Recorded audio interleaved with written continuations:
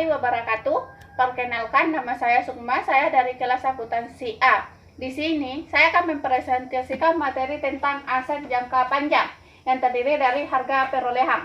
Sebelum saya menjelaskan tentang harga perolehan, di sini saya akan menjelaskan perbedaan antara aset tetap dengan aset tidak berwujud. Aset tetap adalah aset yang secara fisik dapat dilihat keberadaannya dan sifatnya relatif permanen, serta memiliki masa kegunaan yang panjang. Aset tetap merupakan aset berwujud, berbeda dengan aset tidak berwujud, yang dimana tidak memiliki wujud fisik dan dihasilkan sebagai akibat dari sebuah kontrak hukum, ekonomi maupun kontrak sosial. Selanjutnya saya akan menjelaskan tentang harga perolehan aset. Harga perolehan aset tetap meliputi seluruh jumlah yang dikeluarkan untuk mendapatkan aset tersebut. Aset tetap akan dilaporkan dalam neraca tidak hanya sebesar harga belinya saja, tetapi juga termasuk seluruh biaya yang dikeluarkan sampai aset tetap tersebut siap untuk dipakai. Sebagai contoh adalah mesin produksi. Biaya-biaya yang terjadi setelah aset dipakai biasanya akan langsung dibebankan, bukan ditambahkan harga perolehan. Pengecualian terjadi untuk pengeluaran yang akan menambah kegunaan aset, baik melalui penambahan umur ekonomis maupun peningkatan arus kas masuk di masa yang akan datang. Selanjutnya saya akan menjelaskan tentang harga perolehan tanah. Harga perolehan tanah tidak hanya terdiri dari atas harga beli saja, melainkan juga termasuk biaya lainnya yang dikeluarkan sampai tanah tersebut dapat dipergunakan seperti biaya survei, pajak, komisi, broker, biaya pengurusan surat yang mendapatkan hak kepemilikan atas tanah, biaya pembersihan, pembongkaran bangunan lama yang tidak dikehendaki, dan biaya pengurukan. Selanjutnya adalah harga perolehan untuk peralatan. Harga perolehan untuk peralatan seperti telah disebutkan sebelumnya biasa terdiri atas harga beli, pajak, ongkos angkut, biaya asuransi selama dalam perjalanan, ongkos pemasangan, biaya uji coba, sampai peralatan tersebut benar-benar dapat dioperasikan dan dimanfaatkan. Selanjutnya saya akan menjelaskan tentang aset tidak berwujud yang terdiri dari paten, trademark, copyright, franchise, customer list, goodwill. Yang pertama saya ingin jelaskan adalah paten. Paten merupakan hak ekseklusif yang diberikan oleh negara yang memungkinkan penemu untuk mengendalikan pencipta, penjualan, penggunaan hasil temunya. Perusahaan manufaktur dapat memperoleh hak eksekutif dari negara untuk memproduksi dan menjual barang dengan satu atau lebih ciri yang unik. Selanjutnya adalah trademark. Trademark adalah hak eksekutif yang diberikan oleh negara yang mengizinkan pengguna simbol, lambang atau logo, label atau nama, atau slogan, dan pola bentuk desain tertentu yang dapat membedakan sebuah produk atau jasa dari produk atau jasa lainnya dengan serupa. Contoh misalnya Windows. Selanjutnya adalah copyright. Copyright merupakan hak eksekutif yang diberikan oleh negara yang memperbolehkan pelanggan atau penulis untuk menerbitkan, menjual, dan mengendalikan hasil tulisan, artistik atau karangan musik. Hak cipta yang dibeli dari pihak lain seharusnya dicatat sebagai aset sebesar jumlah yang dibayar. Selanjutnya adalah franchise. Franchise adalah hak eksekutif yang diterima oleh perusahaan atau perorangan untuk menjalankan fungsi tertentu atau menjual produk atau jasa tertentu. Selanjutnya adalah customer list. Customer list adalah sebuah daftar nama atau database yang berisi informasi mengenai pelanggan konsumen seperti nama, alamat, catatan atau track record pembelian pada masa lalu, dan seterusnya. Perusahaan yang pertama kali mengembangkan atau membuat daftar pelanggan ini sering menjual atau menyewakan kepada perusahaan lain, khususnya bila tidak memuat kontrak pelanggan yang sifatnya rahasia. Selanjutnya adalah goodwill. Goodwill merupakan sumber daya faktor dan kondisi tidak berwujud lainnya yang memungkinkan perusahaan untuk memperoleh pendapatan di atas normal.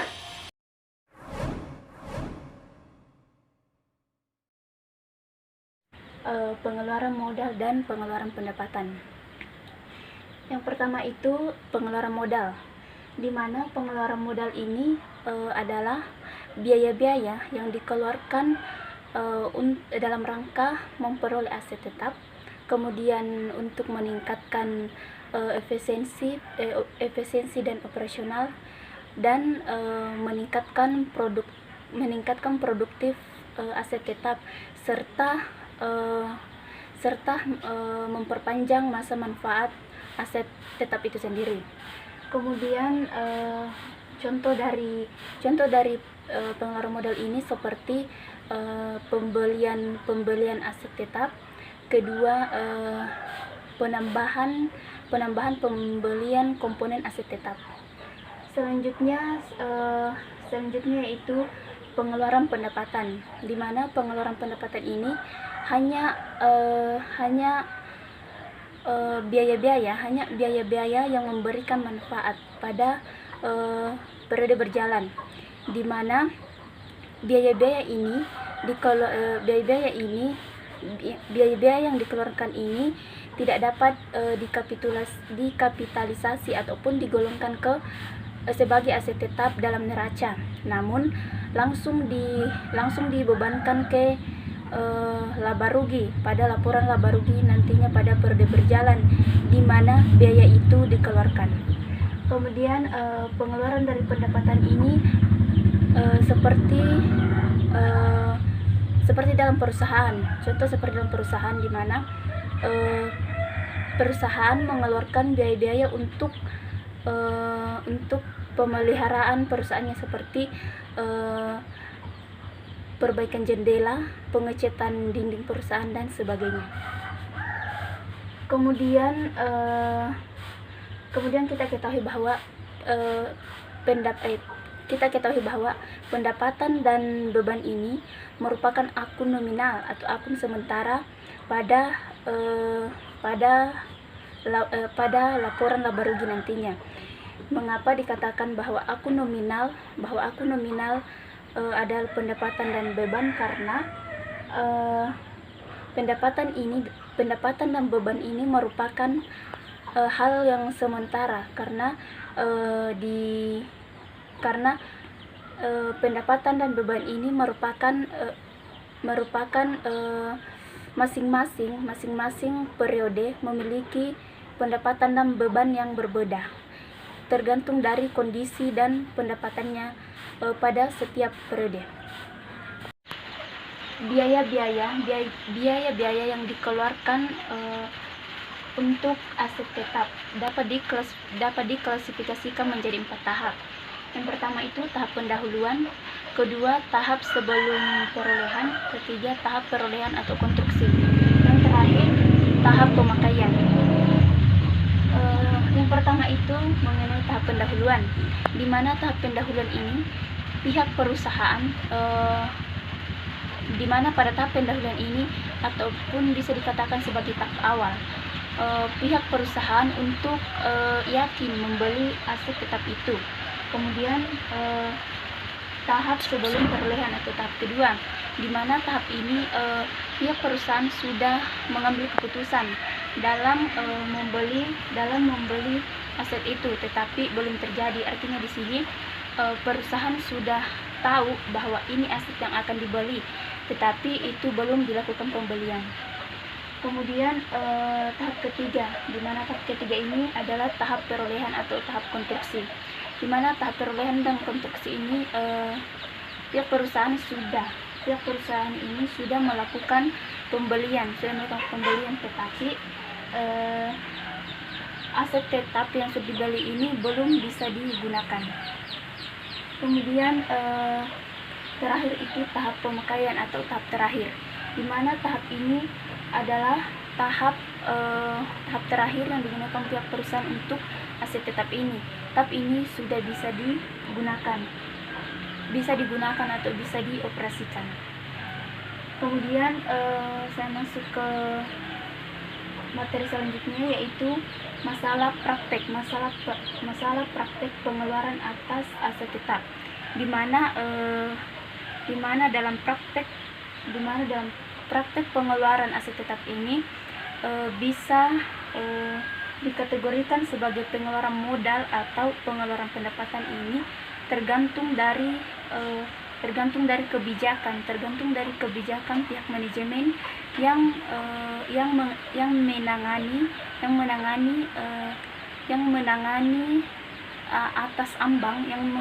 atas ambang tingkat materialitas dan dalam mengkapitalisasi pengeluarannya. Dalam praktik ini perusahaan ada dua pilihan. Di mana apabila pengeluaran aset tetap ini perusahaan Bismillahirrahmanirrahim. Baiklah, saya akan menjelaskan tentang faktor-faktor yang mempengaruhi beban penyusutan. Faktor-faktor yang mempengaruhi beban penyusutan. Sebelumnya, pengertian dari pembebanan penyusutan merupakan pengakuan terjadinya penurunan atas potensi manfaat jasa suatu aset dan pengalokasian beban penyusutan mencakup beberapa periode pendapatan, sehingga menimbulkan faktor-faktor yang harus dipertimbangkan oleh manajemen untuk menghitung besarnya beban penyusutan periodik secara tepat. Nah, untuk menghitung besarnya beban penyusutan, ada 4 faktor yang harus dipertimbangkan oleh manajemen. Faktor pertama itu nilai perolehan, di mana nilai perolehan ini merupakan suatu aset yang mencakup seluruh pengeluaran yang terkait dengan perolehannya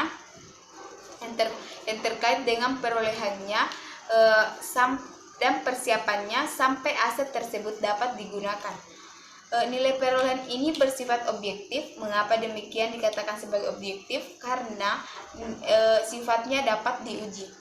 Nah, untuk faktor kedua itu nilai residu, di mana nilai residu ini merupakan estimasi nilai realisasi, di mana pada saat aset tersebut tidak dipakai lagi, atau nilai residu ini mencerminkan nilai estimasi di mana aset tersebut dapat dijual kembali apabila aset tetapnya tidak dihentikan dari pemakaiannya.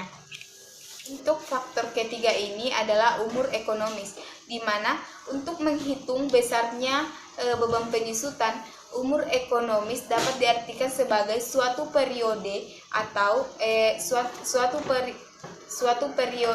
periode atau umur fisik di mana perubahan dapat memanfaatkan aset tetapnya atau masa manfaatnya, dan dapat juga sebagai jumlah unit produksi atau jumlah jam operasional yang diharapkan diperoleh dari aset.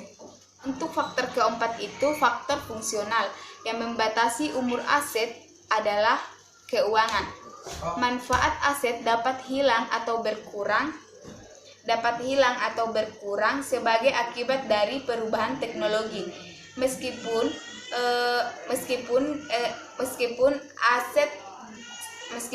secara fisik aset tersebut masih dapat digunakan, tetapi secara otomatis atau akibat dari perubahan teknologi yang kian cepat akan secara otomatis dapat memperpendek masa kegunaannya.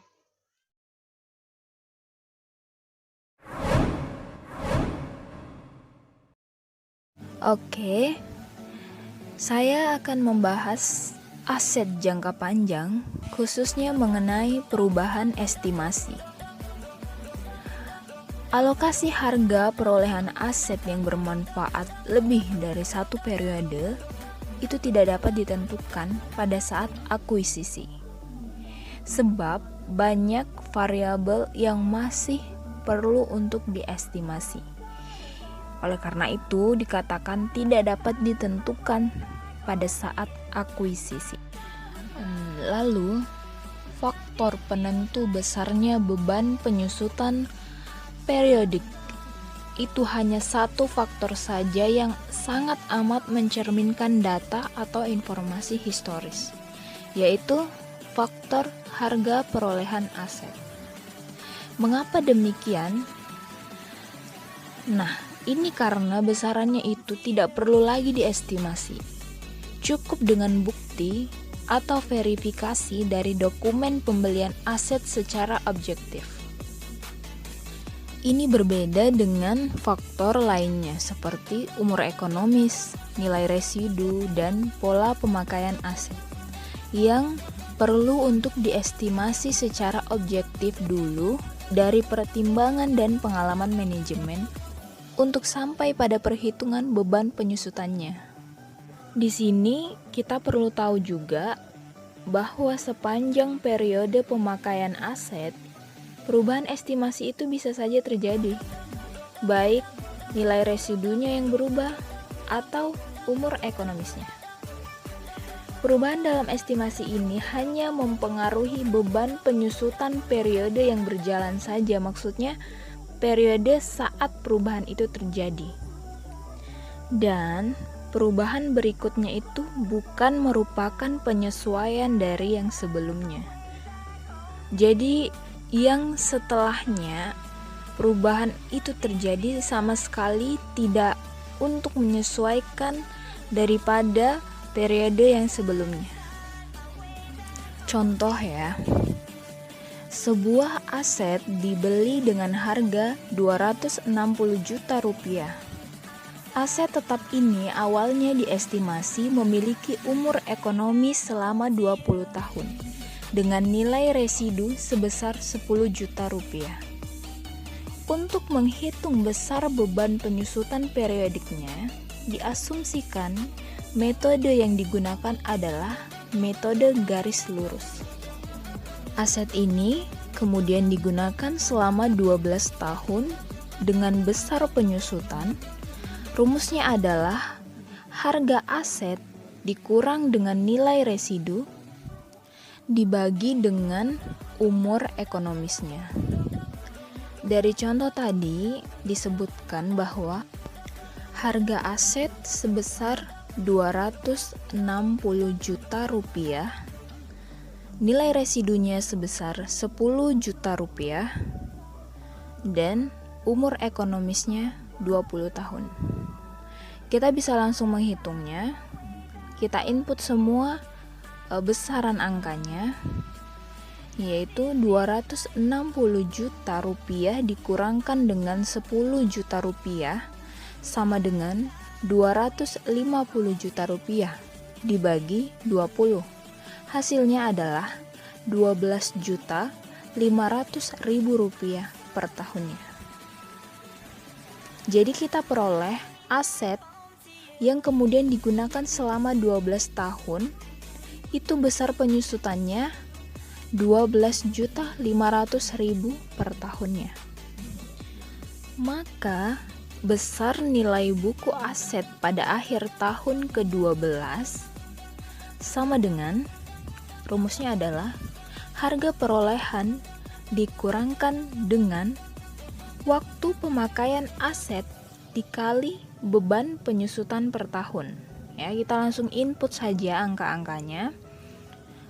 Harga perolehannya sebesar 260 juta rupiah dikurangkan dengan 12 karena waktu pemakaian yang dimaksud di sini akhir tahun ke-12 dikali dengan beban penyusutan per tahun yang telah kita hitung sebelumnya, yaitu sebesar 12.500.000 rupiah. Hasilnya adalah 110 juta rupiah. Nah, sepanjang tahun ke-13 diestimasi sisa umur ekonomi itu 10 tahun ya, bukan 8 tahun. Dan tentu nilai residunya sebesar 6 juta rupiah, bukan 10 juta rupiah. Beban penyusutan untuk masing-masing tahun sepanjang 10 tahun yang tersisa, rumusnya sama ya, seperti kita mencari beban penyusutan yang sebelumnya tadi, yaitu rumusnya harga aset dikurang dengan nilai residu dibagi dengan umur ekonomisnya. Kita input langsung 110 juta rupiah dikurang dengan 6 juta rupiah sama dengan 104 juta rupiah dibagi dengan 10 sama dengan 10.400.000 rupiah per tahunnya. Karena revisi baru tersedia pada tahun ke-13, maka dampak dari perubahan estimasi ini hanya akan tercermin pada tahun ke-13 dan seterusnya ya, tidak mempengaruhi periode yang sebelumnya. Perubahan lainnya dalam estimasi terjadi ketika pola pemakaian aset sesungguhnya tidak sama dengan yang tersirat pada metode penyusutan yang digunakan. Jika ini terjadi, maka perlu perubahan metode yang awalnya garis lurus ke metode penyusutan yang dipercepat. Contoh lagi ya, sebuah aset dibeli dengan harga perolehan 260 juta rupiah. Berdasarkan pertimbangan dan pengalaman manajemen, diestimasikan umur ekonomis aset itu 13 tahun tanpa nilai residu. Dengan metode penyusutan garis lurus, besar beban penyusutan untuk setiap tahunnya adalah rumusnya harga aset dikurang dengan nilai residu dibagi dengan umur ekonomisnya. Langsung kita hitung, yaitu 260 juta rupiah dikurang 0 rupiah. Karena tadi di contoh tidak disebutkan nilai residunya berapa, karena di situ tanpa nilai residu jadi 0 ya. Lalu dibagi dengan 13. Karena umur ekonomis aset selama 13 tahun. Jadi langsung dihitung 260 juta rupiah dikurang 0 rupiah dibagi dengan 13 sama dengan 20 juta rupiah. Setelah 3 tahun pemakaian, aset memiliki nilai buku. Rumusnya, harga aset dikurang dengan waktu pemakaiannya dikali dengan beban penyusutan per tahunnya. 3 kali 20 juta rupiah sama dengan 60 juta rupiah. 260 juta rupiah dikurang 60 juta rupiah sama dengan 200 juta rupiah. Dengan sisa umur ekonomis selama 10 tahun karena sudah dihitung 3 tahun setelahnya.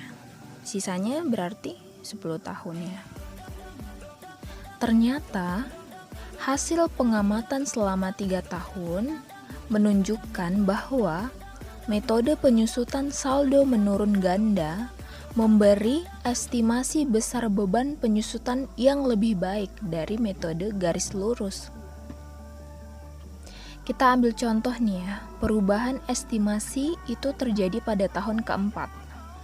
Maka perhitungan besar beban penyusutannya yaitu sesuai rumus ya, sisa umur ekonomis sama dengan 13 tahun dikurangkan dengan 3 tahun karena diamati selama 3 tahun ya, sama dengan sisanya 10 tahun umur ekonomis yang masih bisa digunakan. Tarif penyusutan metode garis lurus sama dengan 100% dibagi dengan 10 tahun sama dengan 10% per tahun. Tetapi jika metode saldo menurun ganda, tarif penyusutannya sama dengan 2 dikali 10% per tahun sama dengan 2% per tahunnya. Sisa nilai buku akhir tahun ketiga sama dengan 200 juta rupiah sesuai dengan perhitungan sebelumnya ya.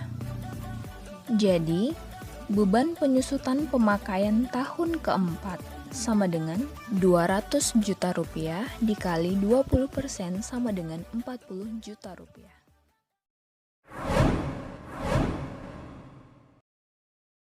Kenalkan, nama saya Saharia dari kelas akuntansi A 2017. Baik, terima kasih. Di sini saya dari kelompok 5 ingin melanjutkan penjelasan dari teman-teman saya. Yang saya ingin jelaskan yaitu penurunan nilai atas aset berwujud. Baik, di sini ada contoh soal yaitu PT Blessing Good membeli sebuah mesin produksi 4 tahun yang lalu dengan harga 45 juta. Mesin tersebut disusutkan dengan menggunakan metode garis lurus. Umur ekonomis 10 tahun dan tanpa nilai residu. Perusahaan memutuskan bahwa mesin akan dievaluasi atas kemungkinan terjadinya penurunan nilai. Sisa umur ekonomis mesin adalah 6 tahun, di mana jumlah arus kas masuk bersih aset diestimasi sebesar 25 juta per tahun dan nilai wajar mesin saat ini adalah 140 juta. Dengan penyusutan tahun sebesar 45 juta. Nilai buku mesin saat ini atau setelah dipakai selama 4 tahun adalah 270 juta. Untuk menentukan apakah mesin mengalami penurunan nilai atau tidak, nilai buku 27 juta dibandingkan dengan 168 juta, yaitu 25 juta dikali 6 tahun, yang merupakan jumlah estimasi arus kas masuk bersih dari aset di masa yang akan datang atau yang belum didiskontokan. Di dalam hal ini, karena jumlah estimasi arus kas masuk bersih dari aset di masa yang akan datang perbandingan dengan nilai buku, maka kerugian penurunan nilai seharusnya diakui. Kerugian dihitung sebesar selisih antara nilai buku aset dengan estimasi nilai wajar. Nilai wajarnya itu 130 juta dari 27 juta dikurang 140 juta.